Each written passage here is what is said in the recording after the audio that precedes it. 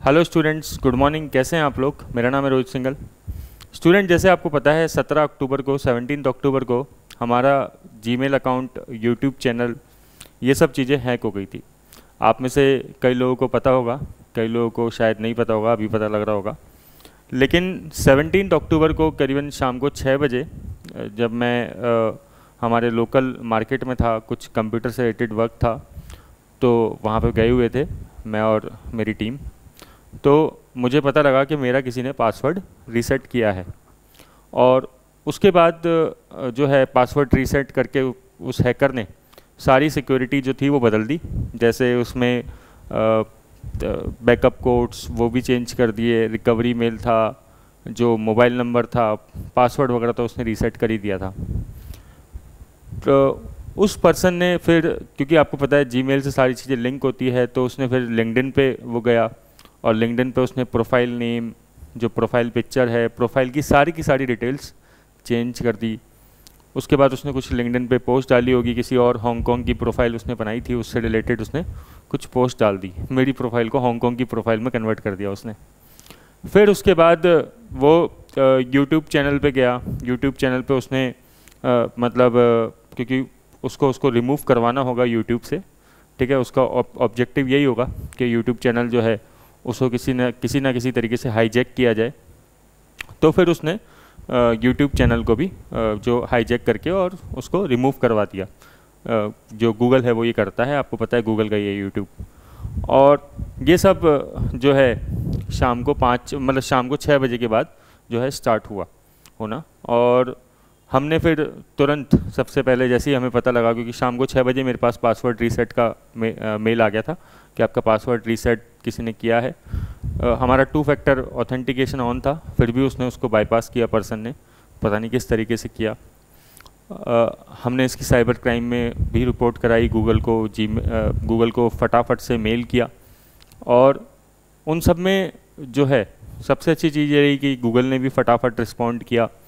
17 अक्टूबर को शाम को हमने मेल डाला 7-8 बजे के आसपास, क्योंकि 6 बजे जो है वो हो गया था हैक। तो 7-8 बजे 17 अक्टूबर को मेल डाला और सुबह 4 बजे तक मेरा जीमेल अकाउंट तो रीस्टोर हो गया था। जैसे ही जीमेल अकाउंट रीस्टोर हुआ उसके बाद लिंक्डइन रीस्टोर हो गया, और लिंक्डइन रीस्टोर करने के बाद फिर हमने यूट्यूब पे वर्क करना चालू किया। और 18 अक्टूबर को जो है वो यूट्यूब भी हमारा रीस्टोर हो गया। देखिए, कहते हैं कि कोई जब नेगेटिव चीज़ होती है तो उसमें भी कुछ अच्छी चीज़ें निकल के आती हैं। अब मुझे क्या अच्छी चीज़ें लगी सबसे ज़्यादा, तो मुझे पता लगा मेरे स्टूडेंट्स की पावर, हमारे स्टूडेंट्स का हमारे प्रति प्रेम जो है, जो स्टूडेंट्स किस तरीके से हमारा यूट्यूब चैनल देखते हैं, वो मुझे उस टाइम पे और ज़्यादा समझ में आया। जैसे ही मेरा यूट्यूब चैनल हैक हुआ और वो शो नहीं कर रहा था, लिंक्डइन प्रोफाइल भी शो नहीं कर रही थी, तो स्टूडेंट शायद कॉन्स्टेंटली सर्च करते रहते होंगे, तो स्टूडेंट ने मैसेज करना चालू किया, सर आपका लिंक्डइन पता नहीं किस नाम से आ रहा है, आपका जो यूट्यूब चैनल है वो जो है वो गायब हो गया है। कई स्टूडेंट ने वेबसाइट पे मैसेज किया, चैट बॉक्स पे, जो आपको पता है एआई चैट होती है, उस पर मैसेज किया कि सर जो है वो आपकी जो फाउंडेशन लर्निंग का जो यूट्यूब चैनल है वो पता नहीं कब आएगा वापस, क्या हुआ उसको। फिर हमने, क्योंकि जैसे आपको पता है कि मैंने आप लोगों की पावर जो है वो बहुत ज़्यादा मानता हूँ मैं इस चीज़ के रिगार्डिंग, है ना। आप लोगों को थैंक यू भी कहना है मेरे को इस रिगार्डिंग। मैंने सबसे पहले जो गूगल और यूट्यूब को मैसेज करने के बाद, मेल करने के बाद, नेक्स्ट स्टेप हमने रखा कि हमारी जो ऐप होती है फाउंडेशन लर्निंग की, उस पर जो ब्रॉडकास्ट था, उस पर सारा का सारा ब्रॉडकास्ट सर्कुलेट कराया 2-3 बार कि मेरा यूट्यूब चैनल हैक हो गया है और लिंक्डइन, जीमेल सब हैक हो गया है, और स्टूडेंट प्लीज़ जो आप लिंक्डइन पे इसको पोस्ट करिए और ट्विटर पे पोस्ट करिए। कुछ स्टूडेंट्स को मेल करवाया पर्सनली। स्टूडेंट, उससे बहुत ज़्यादा इफ़ेक्ट पड़ा। गूगल ने भी इस चीज़ को फटाफट से रिकॉग्नाइज़ किया जल्दी से, और चैनल रीस्टोर करने में, जीमेल रीस्टोर करने में आप लोगों का सबसे बड़ा योगदान है, उसके अंदर सबसे बड़ा कंट्रीब्यूशन है उसके अंदर। आप लोगों ने रियलिटी में बहुत ज़्यादा स्पॉन्टेनियस तरीके से, बहुत ज़्यादा फास्ट तरीके से, और आपने बहुत ज़्यादा कंपैशन दिखाते हुए एक टीचर के प्रति, और जो है गूगल को वो मैसेज किया, मेल किया, पोस्ट किए बार बार ट्विटर पे, लिंक्डइन पे किए। तो इससे गूगल को भी शायद समझ में आया कि देखिए जेन्युइन केस है, इसको फटाफट से करना चाहिए। तो आप लोगों का बहुत ज़्यादा प्यार है कि यूट्यूब चैनल हमारा वापस आ गया।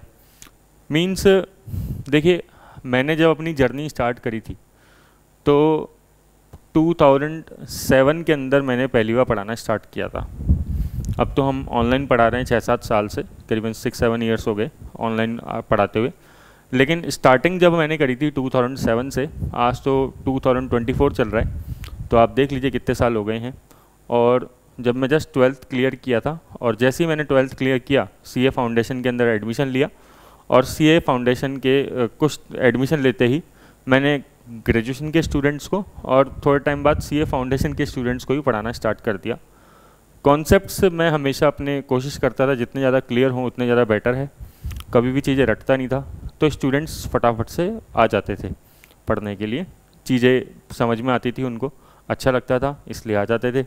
स्टार्टिंग मैंने 2 बच्चों से करी थी। हमारे यहाँ पे जो कमरा था जिसमें मैं रहता था खुद, है ना, घर वालों के साथ रहते थे, उसमें बाहर वाला रूम था एक, और छोटा सा रूम था, उसके अंदर स्टूल लगाया 2 और एक टेबल लगाई और 2 बच्चे बिठा के। मैंने तो पहले साल फीस भी नहीं ली थी बच्चों से, कोई पेमेंट नहीं लिया था, क्योंकि मेरे को लग रहा था मैं खुद ही सीख रहा हूँ अभी, तो मैं उस टाइम पे कैसे पैसे ले सकता हूँ। ज़्यादातर मेरे जो स्टूडेंट्स थे वो बराबर के ही थे, मेरे ऑब्वियसली बराबर के ही होंगे। और मैंने जब पढ़ाना चालू किया था, इसके पीछे रीज़न था पैशन। जैसे आज भी मेरा पैशन है पढ़ाना, मेरे लिए एक मेडिटेशन है। मेरे को ऐसा लगता है कि जब मैं पढ़ाता हूँ तो मैं अपने जो भी मेरे साथ कोई अगर मान लो कोई इशू भी हो रहा होता है तो वो भी मैं सब भूल जाता हूँ और मैं एक नई दुनिया में चला जाता हूँ। पढ़ाना मेरे लिए एक हैबिट, पैशन, आप कुछ भी कह लो, प्यार, ये सब है। मैंने कभी भी इस तरीके से नहीं पढ़ाया कि स्टार्टिंग से कि ये मेरे लिए एक केवल स्टार्टिंग से कि प्रोफेशन है। पहले मैंने इसको पैशन की तरह रखा, बाद में ये पैशन मेरा बाद में प्रोफेशन बना, वो बाद में हुआ। तो 2007 में 2 स्टूडेंट से जर्नी स्टार्ट करी, 2008 में ये बढ़ के 20-25 स्टूडेंट्स हो गए, और 2007 में मैंने ग्रेजुएशन भी स्टार्ट करी थी बीकॉम कॉमर्स कॉलेज जयपुर से। और उस टाइम पे 2010 तक जब मेरा ग्रेजुएशन कंप्लीट हुआ तो मेरे पास 200 स्टूडेंट्स थे। उसमें ग्रेजुएशन के भी स्टूडेंट्स थे, first year, second year, final year, बिल्कुल बेस से। CA foundation, CA inter, CS foundation, CS inter मतलब एग्जीक्यूटिव था उस टाइम पे, सीएमए फाउंडेशन, सीएमए इंटर, इन सब के स्टूडेंट्स मेरे पास आते थे। करीबन 200 स्टूडेंट्स धीरे धीरे इकट्ठे हो गए। फिर 2010 कंप्लीट हुआ, मैं सीए फाइनल में भी आ गया था। उस टाइम पे जब ग्रेजुएशन मेरा कंप्लीट हुआ मैं सीए फाइनल के अंदर था। 2011 नवंबर के अंदर मेरा सीए हो ही गया था, फर्स्ट अटैम्प्ट में पूरा कंप्लीट हो गया था सीए। साथ में मेरा सीएमए और सीएस भी चल रहा था, वो भी काफ़ी हद तक कंप्लीट हो गया था। 13 तक आते आते मेरा करीबन सीएमए भी कंप्लीट हो गया था, और आई थिंक 15 के आसपास सीएस, है ना, ऐसे रहा था। सब जो है वो एक एक बारी में निकला, कहीं पे अटके भी नहीं। और इन बिटवीन मेरी पढ़ाने की जर्नी चली रही थी पूरी की पूरी। जब 2012 के अंदर जैसे सीए कंप्लीट हुआ तो फिर मैंने कॉलेज ज्वाइन कर लिया, यूनिवर्सिटी जयपुर के अंदर ही अपने पास में, वहाँ पे पढ़ाना चालू किया। अपने यहाँ पे तो कंटिन्यू था ही पहले से, जो स्टूडेंट्स को ऑफलाइन पढ़ा रहे थे फिजिकल, वो तो था ही। फिर यूनिवर्सिटीज़ में उसके बाद 1-2 यूनिवर्सिटी और पकड़ी, फिर आईसीआई जयपुर ब्रांच, वहाँ पे जाने लगा पढ़ाने के लिए, सीए इंस्टीट्यूट। फिर धीरे धीरे और नाम बढ़ा। उसके बाद ACCA US CMA में 2015-16 के अंदर एंटर किया, और 16 से ही, फिर 16-17 से ही धीरे धीरे ऑनलाइन जर्नी जो है वो चालू हो गई। जैसे जैसे ऑनलाइन जर्नी चालू करी तो समय कम मिलता रहा, क्योंकि इसमें बहुत सारे काम रहते हैं ऑनलाइन के अंदर। वीडियो एडिटिंग भी पहले मैं ही करता था, सारी चीज़ें मैं ही करता था। फिर धीरे धीरे स्टाफ अपॉइंट किया, तो फिर ऑफलाइन प्रेजेंस को कम करना पड़ा, बीच में प्रैक्टिस भी करते थे। तो ये सब चीज़ें रही। तो इन सब में सबसे ज़्यादा प्यार जो मुझे मिला, वो मिला, स्ट्रेंथ जो मिली मेरे को सबसे ज़्यादा मेरे स्टूडेंट से मिली। मैं हमेशा एक बात कहता हूँ, माय स्टूडेंट माय स्ट्रेंथ। और इन दिनों भी यही प्रूफ हुआ। मतलब आप लोगों ने बहुत साथ दिया मेरा।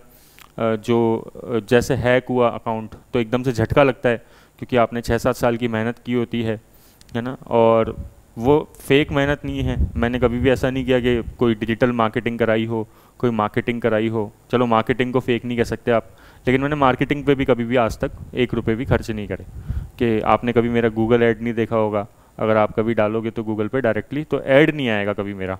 यूट्यूब पे ऐड नहीं देखा होगा, जो वीडियो आता है वो नेचुरली ऊपर आता है। अगर वो आप USCA में डालोगे क्लासेस, तो वो वीडियो आता है वो ऑर्गेनिकली ऊपर आता है। मैंने उसके लिए कभी कोई 1 रुपये भी खर्च नहीं करे, है ना। वो वीडियो स्टूडेंट देखते हैं तो इसलिए वो शायद ऊपर आता है, कमेंट्स करते हैं इसलिए आता है। फिर नेक्स्ट चीज़ कि हम चाहते तो कभी भी अपने रातों रात सब्सक्राइबर भाई लाखों बढ़ा सकते थे, उसमें कोई दिक्कत ही नहीं है पेमेंट करके, लेकिन वो मेरी जो है पॉलिसी में नहीं है, प्रिंसिपल मेरा मना करता है। मेरे को लगता है स्टूडेंट को जो चीज़ नेचुरली दिखाई जाए, ऑर्गेनिकली दिखाई जाए, वो सबसे बेस्ट रहती है। इस तरीके की मेहनत, इस तरीके के जो पैसे खर्च करके जो डायरेक्टली सब्सक्राइबर्स या व्यूज़ बढ़ाए जाते हैं, उसका रियलिटी में कोई काम नहीं है, क्योंकि वो लोग तो देखेंगे ही नहीं जो है, जो आपने सब्सक्राइबर बढ़ाए, तो वो मैंने कभी काम किया नहीं। तो जो प्योर, जो अभी आप सब्सक्राइबर देख रहे हैं वो मेहनत के हैं, उसमें ऐसा नहीं है कि हमने कभी किसी को पेमेंट देके सब्सक्राइबर या व्यूज़ या फिर गूगल रिव्यू डलवाया हो, कुछ भी ऐसा नहीं है, आज तक तो ऐसा नहीं हुआ है। एक रुपये भी इस चीज़ के लिए हमने खर्च नहीं करे हैं, जो होता है वो जेन्युइनली होता है।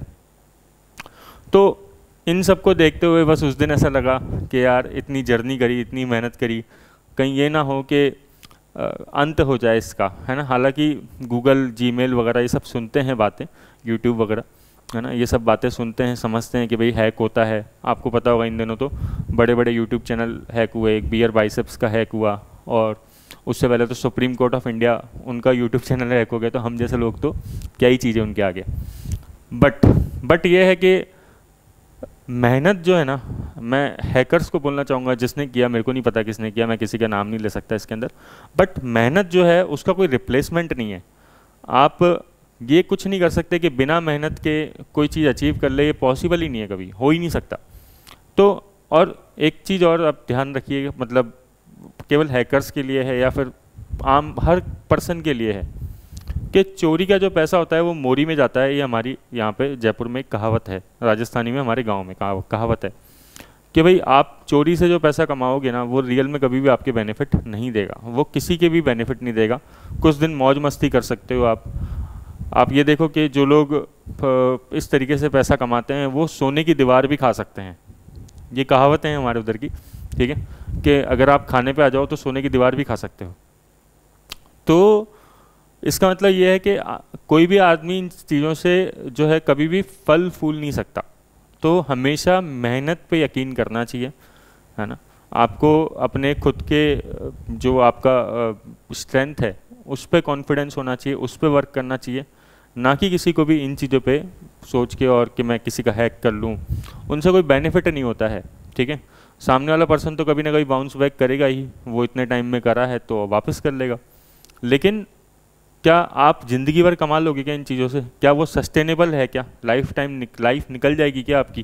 क्या आप अपने आगे जो जनरेशन है बच्चों को उनसे पढ़ा लोगे क्या? सोचने वाली बात है, कभी भी कोई क्वेश्चन सोच सकता है उससे रिलेटेड।